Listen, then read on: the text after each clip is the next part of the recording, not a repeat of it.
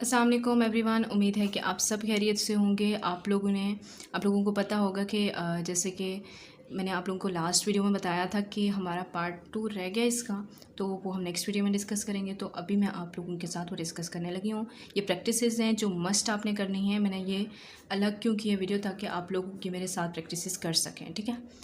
तो अभी आप लोगों ने मेरे साथ ये प्रैक्टिसेस जो है वो करनी भी है। सबसे पहले जो है वो हमारे पास ब्रीथिंग पैटर्न आ जाएगा, फिर आ जाएगा राइट विदाउट जजमेंट, उसके बाद आ जाएगा come back to the present moment, ठीक है।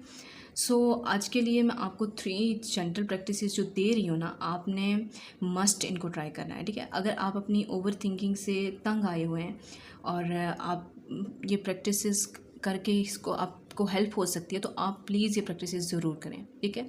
अगर आपको लगता है कि आप बहुत बड़े ओवर थिंकर हो, ठीक है, तो आप थोड़ी सी भी ओवर थिंकिंग करते हो, तभी आपको ये बहुत हेल्प करेंगी। तो आपने ये मस्ट करनी है, ठीक है। और आपने ये करने के बाद फिर मुझे कमेंट में ज़रूर बताना है कि आपको इससे कितनी हेल्प मिली, ठीक है। सबसे पहले आपने क्या काम करना है कि 555 ये जो रूल होता है, इसमें ये होता है कि सबसे पहले आपने अपनी आइज़ क्लोज़ करनी होती हैं, ठीक है। और फिर 5 सेकेंड के लिए आपने डीप ब्रीथिंग करनी होती है, ठीक है। इनहेल करें 5 सेकेंड के लिए, इनहेल करें एंड देन होल्ड करें 5 सेकेंड के लिए, होल्ड करें 5 सेकेंड के लिए। आपने इनहेल करना है, देन आपने होल्ड करना है, ठीक है। इनहेल करने के बाद आपने होल्ड करना है, ठीक है। और होल्ड करने के बाद आपने फिर एक्सेल करना है। सही हो गया। 5 सेकेंड आपने ये काम करना है, 5 सेकेंड आपने ये करना है और 5 सेकेंड आपने ये करना है। क्लियर हो गया।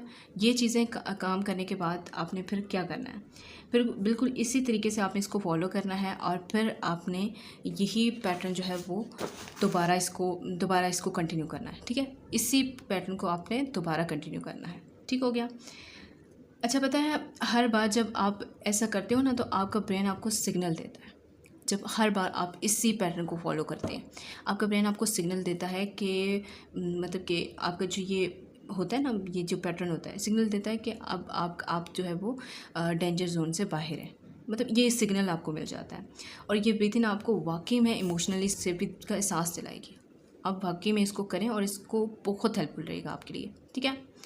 फिर उसके बाद आ जाते हैं right without judgement. Right without judgement में क्या है? अच्छा, पता है जब हम किसी से अपना कोई पेन शेयर करते हैं ना, तो हमें एक डर ज़रूर होता है हमारे माइंड में कि हम अगर इस बंदे से शेयर करेंगे तो क्या पता ये बंदा हमें जज करे, ठीक है। इवन कि हमारा फ्रेंड भी होगा ना, इवन के, तो हम उससे भी अगर पेन शेयर करेंगे तो वो भी एक टाइम पे हमें जज करने लगता है, ठीक है। लेकिन अगर आप किसी पेपर पे किसी किसी पेनफुल थॉट को लिखते हो, तो वो कभी भी आपको पेपर जज नहीं करेगा। जैसे आप अपनी चीज़ें किसी को बता के बहुत ज़्यादा रिलैक्स फील करते हो ना, इसी तरीके से अगर आप अपना पेन लिख लेते हो, ठीक है, कहीं पे मतलब उसको राइट अप बना लेते हो, तो वो उसके बाद ये होता है कि वो पेन जब आप लिख लेते हो तो वो वर्डिंग की शक्ल में आ जाता है, वो वर्ड्स बन के रह जाते हैं बस। फिर वो पेन आपका उतना वेट नहीं रखता जितना पहले रखता है। और ये चीज़ आप आज अभी करके देखें, आप यकीन माने आपको इस बहुत ज़्यादा अच्छा फील होगा। आपको लगेगा मैंने किसी के साथ शेयर कर दिया, ठीक है। और फिर भी आपने ये भी करके मुझे आपने कमेंट में ज़रूर बताना है कि हमने ये अप्लाई किया और इससे हमें क्या फ़ायदा हुआ, ठीक है। उसके बाद ठीक है, उसके बाद नेक्स्ट पे आ जाते हैं come back to the present moment. देखिए, ओवर थिंकिंग हमेशा या तो पास्ट में होती है या तो हम फ्यूचर की बातें सोच सोच के थक रहे होते हैं कि पता नहीं क्या होगा उस टाइम पे, मैं मतलब कि आगे मेरा क्या होगा, मेरा करियर, मेरा रिलेशनशिप, मेरे अपना जो पर्सनल लाइफ, मेरे घर है, मतलब एक हर चीज़ आप इतना सोचते हो कि आपको सोच सोच के थकान हो रही होती है, लेकिन आप फिर भी सोचना नहीं छोड़ते। तो या तो आप फ्यूचर की सोच रहे होते हो, या फिर आपने जो कुछ गलतियाँ की होती हैं पास्ट में, आप वो सोचते हो। आपको लगता है कि लाइक मैंने ये क्यों किया, मुझे इस तरह बोलना चाहिए था, वो कितना अच्छा बोलता है, ठीक है। वो उसने मेरी बात को कैसे लिया था, उसने ये वर्ड्स क्यों मुझे बोले, मैं उसके लिए इतना जो है वो इनवैल्यूएबल हूँ, लाइक मैं उसके लिए बिल्कुल भी कोई वैल्यू नहीं रखता। लाइक इस तरह की सोच आपके माइंड में बार बार आती है कि मैं उसके लिए कोई वैल्यू ही नहीं रखता, मुझे ना बोलना ही नहीं आता, मुझे ना कम्युनिकेशन आती ही नहीं है, ठीक है, मैं इस चीज़ में बहुत बुरा हूँ।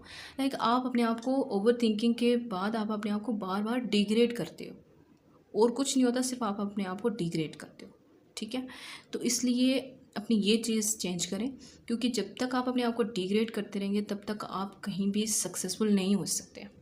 तो ओवर थिंकिंग सबसे बड़ी जड़ है इस चीज़ की, कि जब आप ओवर थिंकिंग करते हैं तब आप जो है वो सक्सेस से बाहर, मतलब किनारे किनारे पे जा रहे होते हैं, आप सक्सेस नहीं हासिल कर सकते। तो सबसे पहले तो ओवर थिंकिंग करना छोड़ें, उसके लिए ये चीज़ें ज़रूर अप्लाई करें जो आप लोगों को मैं डेली बेसिस पे देती हूँ। ठीक है, तो अगर आपको मेरी वीडियो अच्छी लगी हो तो काइंडली आप इसके लिए लाइक भी कीजिएगा, और कमेंट्स में ज़रूर बताइएगा कि आपको मेरी वीडियो कैसी लगी, और आप और कौन सा टॉपिक चाहते हैं कि मैं इसके लिए नेक्स्ट आपके लिए बनाऊं वीडियो, तो आप ये भी बताया करें। इंशाल्लाह मैं आप लोगों के लिए बहुत अच्छी अच्छी वीडियोज़ लाऊँगी। आप लोग लाइक भी करते रहें और कमेंट भी करते रहें। इंशाल्लाह हम साथ में ये जर्नी तय करेंगे। ठीक है, थैंक यू सो मच। अल्लाह हाफिज़।